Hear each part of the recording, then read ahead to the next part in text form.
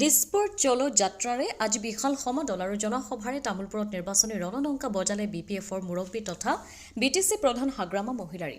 আজিৰ এই দিছপুৰ চলো অভিযানত বিটিচিৰ মুখ্য কাৰ্যবাহী সদস্য হাগ্ৰামা মহিলাৰী সহ বিপিএফৰ সাধাৰণ সম্পাদক মনেশ্বৰ ব্ৰহ্ম আৰু কেইবাগৰাকীও দলীয় বিষয়ববীয়া কৰ্মকৰ্তাসকলে একত্ৰিত হৈ দিছপুৰ পদযাত্ৰাৰ পাতনি মেলে। আগন্তুক নিৰ্বাচনৰ প্ৰতি লক্ষ্য ৰাখি দলীয় কৰ্মীসকলক একত্ৰিত কৰা আৰু জনমত গঠন কৰাটো এই যাত্ৰাৰ অন্যতম উদ্দেশ্য। লগতে একতা শান্তি আৰু প্ৰগতিৰ লক্ষ্যৰে আগবাঢ়িব।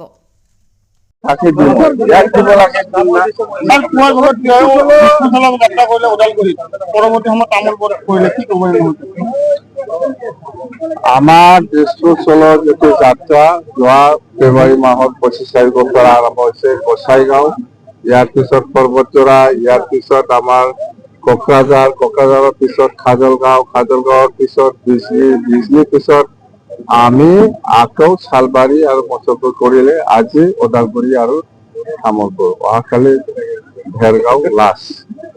আৰু ইয়াৰ পিছত আমাৰ বহুত কাৰ্যসূচী আছে। আমাৰ 9 তাৰিখত কেন্দ্ৰীয় মিটিং হ'ব আৰু আমি যিটো উদ্দেশ্য লৈ পেলাই দিছপুৰ চলো যাত্ৰা কৰিছে এইটো পুৰা ছাকচেছফুল। অকল অহাকালি ভেৰগাঁও আছে, ভেৰগাঁও নিশ্চয় ভাল হ'ব ভেৰগাঁও। আৰু আমাৰ উদ্দেশ্যটো হ'ল বিটিচি অঞ্চলত সকলো জাতি জনগোষ্ঠী মিলি পেলাই শান্তি বজাই ৰখা, সকলো জাতি জনগোষ্ঠী একেলগে মিলি পেলাই এই অঞ্চলত উন্নয়নৰ কাম কৰা, সকলো জাতি জনগোষ্ঠী মিলি পেলাই এই অঞ্চলত একতা বজাই ৰখা, এইবিলাক আমাৰ দিছপুৰ চলো যাত্ৰাৰ মেইন উদ্দেশ্য।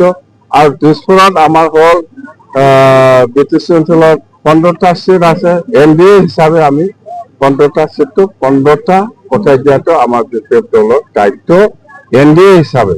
কিন্তু আজিৰ দিনত হয়তো সুধি আছে কোনোবা যে বিপিএফ হিচাপে কিমান চিট পাব, এইবিলাক কথা নহয়। আমি এনডিএ হিচাপে আমি 15টা চিটত 15টাও পঠাই দিম। আৰু বিপিএফ দল হিচাপে যিহেতু আমি এনডিএত আছে, বিটিচি বাহিৰতো বহুত সমস্যা আছে, এইবিলাকক জিকাবৰ কাৰণে মই যিখিনি কাম কৰিব লাগে সেইটো কৰি আছো আৰু কৰি দিম।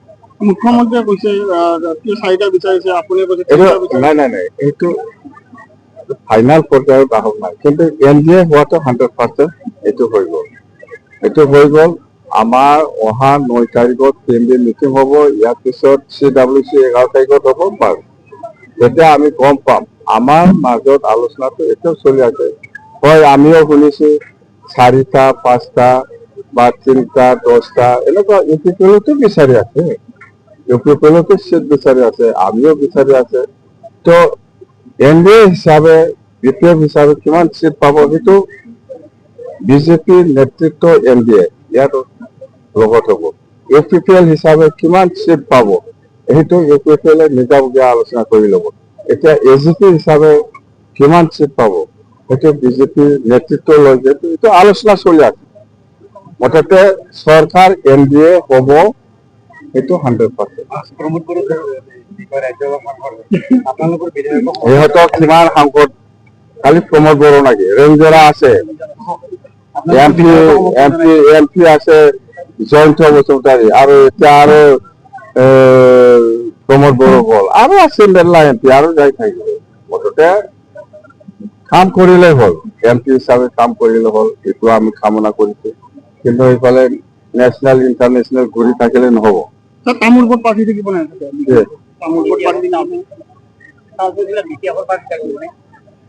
এইটো মই আজি কেনেকে ক'ব পাৰিম? আমাৰ মাজত ফাইনালে হোৱা নাই, মই কেনেকে ক'ব পাৰিম? বিপিএফতো চলি আছে। আজি মৃত্যুটো কাৰ? বিপিএফৰ নহয়। আজি মৃত্যুটো কাৰ? বিপিএফো চলাই আছে, বিজেপিও চেষ্টা কৰিব। মুঠতে এইটো ফাইনালাইজ হোৱা নাই, হ'ব, সময় আছে। আমি যিমান দূৰ জানো যেনিবা 16 তাৰিখ বা 15 তাৰিখ মানত ইলেকশ্যন ঘোষণা হ'ব বুলি কৈছে। ইয়াৰ পিছত দেখা যাব। ইলেকশ্যন হ'ব বুলি এতিয়াও ঘোষণা হোৱা নাই, কি পাৰ্টিৰ কথা। তামুলপুৰৰ পৰা পৱন বড়োৰ ৰিপৰ্ট, অমৃত নিউজ 24/7।